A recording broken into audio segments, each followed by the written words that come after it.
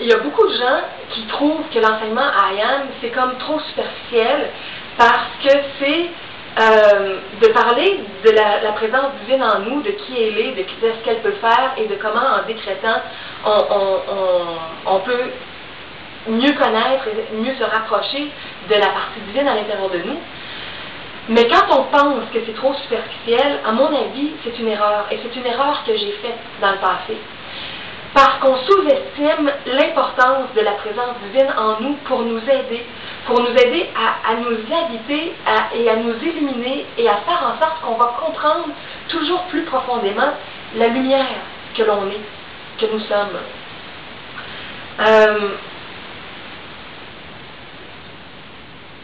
Il y a beaucoup de courants psychologiques, et entre autres le courant que j'ai enseigné pendant des années, associé à l'école gnostique de Samael, qui nous demande de plonger davantage dans notre ego, de méditer sur nos égos, de comprendre quelles sont nos énergies de peur, de jalousie, d'orgueil, de convoitise, de luxure au niveau de la sexualité.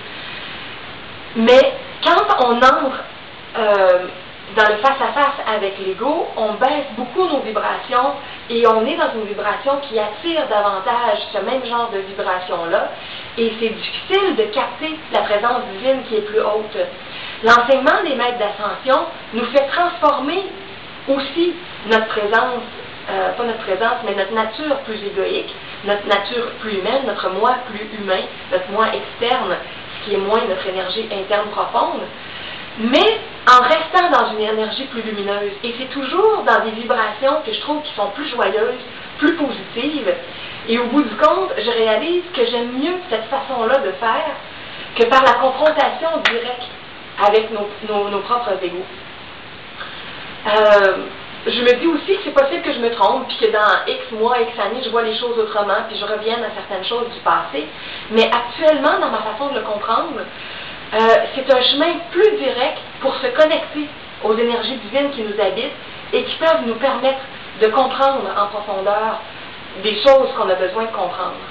Parce qu'un des problèmes majeurs, c'est qu'on n'arrive pas à ressentir l'amour que l'on est véritablement. On n'arrive pas non plus à se détacher de situations souffrantes de notre passé qu'on a vécues. Et on n'arrive pas à rester dans le présent avec la lumière qui est là maintenant. Et dans le courant des maîtres d'ascension, on se détache de plus en plus de tout le passé, on entre dans des énergies profondes de pardon, parce qu'on sait que tout ça nous a été attiré de par ce qu'on a dit, de par ce qu'on a fait, de par ce qu'on a attiré par la loi d'attraction dans des énergies qui étaient plus discordantes. Et les énergies s'attirent et créent des contextes difficiles dans nos vies.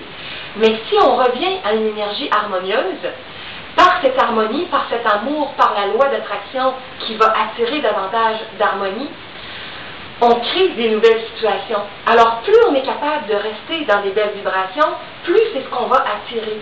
Alors, le courant des maîtres d'ascension nous fait faire des pratiques qui nous mettent dans des énergies de couleurs vibrantes, dans des paroles, dans des textes de grande lumière qui élèvent constamment nos vibrations.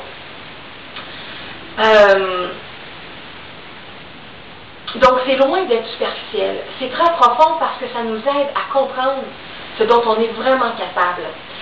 Et une des choses que je suis en train de réaliser et qui pour moi me semblait impossible, puis j'ai encore des doutes pour me dire est-ce que c'est vraiment vrai, est-ce que ça marche vraiment comme ça, mais de ce que j'en lis, des nouveaux textes que je découvre, ça semble vraiment comme ça. Tout le courant gnostique que j'ai étudié depuis des années nous demandait d'avancer vraiment en couple par la sexualité tantrique pour éveiller notre Kundalini et créer nos corps de lumière afin d'accueillir l'énergie christique à plus grande dose et l'énergie divine. Donc c'est un chemin où on part du bas vers le haut pour s'ouvrir de plus en plus à notre lumière. Dans le courant des maîtres d'ascension, ils nous expliquent un courant qui est semblable mais qui est comme inverse.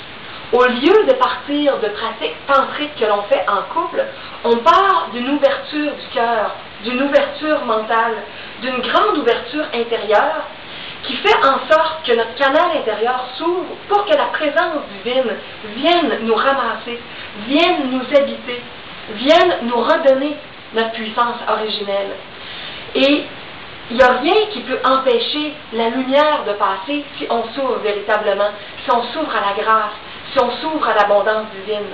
Le problème, c'est qu'on se sent souvent tellement petit, tellement déchu, tellement incapable, tellement indigne, et parce qu'on refuse de se pardonner, puis d'accepter certaines choses difficiles qu'on a vécues, qu'on se croit incapable de fusionner ou d'entrer dans ces états lumineux-là qui sont reliés à notre véritable nature. Le courant IAM nous explique que tout ça dépend de notre acceptation présente, que plus on accepte, plus on s'accepte dans nos états lumineux, dans nos états divins, en sachant que la présence divine est partout, est en chacun, qu'il n'y a pas de différence fondamentale entre aucun d'entre nous, et que le divin en nous, la présence divine en nous peut tout, c'est le je suis divin qui va manifester différentes choses et qui peut transformer complètement notre quotidien, nos énergies et nous permettre l'ascension.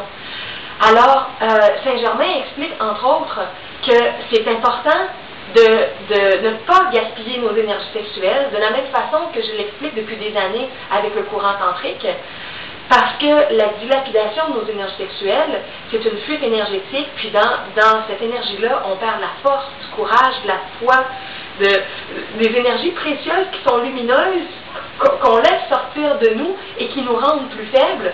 Et il dit très bien que si davantage de gens avaient préservé leurs énergies, il y aurait beaucoup plus de gens qui seraient ascensionnés de nos jours.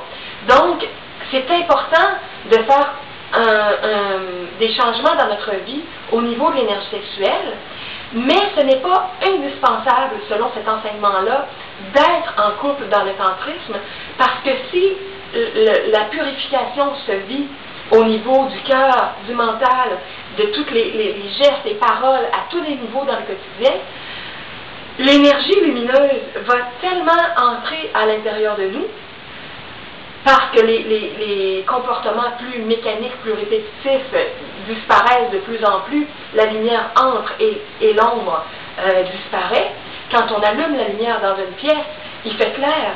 Et quand il fait clair, il n'y en a plus d'ombre. Il n'y a rien qui empêche la lumière de passer. C'est la même chose à l'intérieur de nous si on l'accueille véritablement. Donc, il y a une façon graduelle d'apprendre à accueillir toujours plus notre énergie divine pour ascensionner, comme je disais, un peu plus chaque jour et faire en sorte qu'on devienne conscient de qui on est vraiment et qu'on manifeste nos capacités et qu'on sorte de l'esclavage humain pour devenir, nous aussi, des maîtres ascensionnés qui peuvent agir partout dans l'humanité. Et dans la fraternité des maîtres ascensionnés, il existe des retraites spirituelles à différents endroits dans le monde et dans les plans vibratoires où certains étudiants peuvent aller. Alors, tout ça, on est en préparation pour ça aussi, pour pouvoir avoir des enseignements des maîtres dans les retraites spirituelles, avoir des missions, des choses à accomplir pour améliorer les choses dans tous les domaines de la société et faire en sorte qu'on entre dans un âge d'or de plus en plus. Et plus il y a des étudiants qui placent leur énergie d'une façon lumineuse dans leur quotidien avec leurs proches, plus ils attirent des bonnes énergies, plus les maîtres sont proches, plus ils vont être inspirés de l'intérieur, plus la présence divine nous habite et nous guide, plus notre méditation devient profonde dans les temps de communion avec notre présence divine, et ça fait en sorte qu'on protège des territoires. On les met dans une lumière et on protège des milieux de vie. On peut protéger des villages, des villes et éventuellement des groupes d'étudiants peuvent protéger des grands territoires et faire en sorte que toutes sortes de catastrophes qui étaient prévues ne se produisent pas, ne se produiront pas parce que l'énergie va être beaucoup plus amoureuse, enveloppante, orientée vers le mieux pour créer vraiment l'âge d'or sur la Terre. Alors c'est un enseignement extraordinaire, accessible à tous, pour toutes les gens qui s'ouvrent de plus en plus. Est-ce que je l'ai apporté ici? Non, je ne l'ai pas proche. Où est-ce que j'ai mis mon livre? Non, je l'ai laissé de l'autre côté. Je suis en train de lire aussi Walking with the Master, des enseignements qui ont été donnés par Jésus qui ne sont pas encore traduits.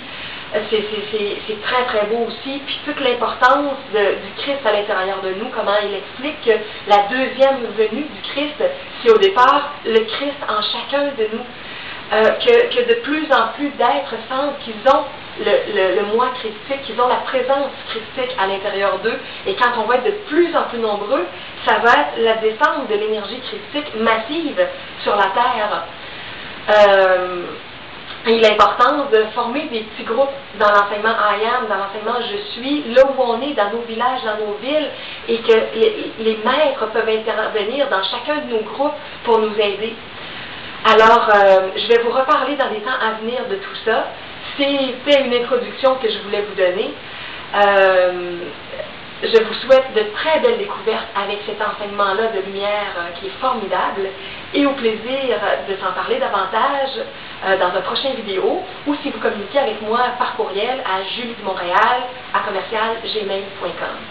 Bonne fin de journée.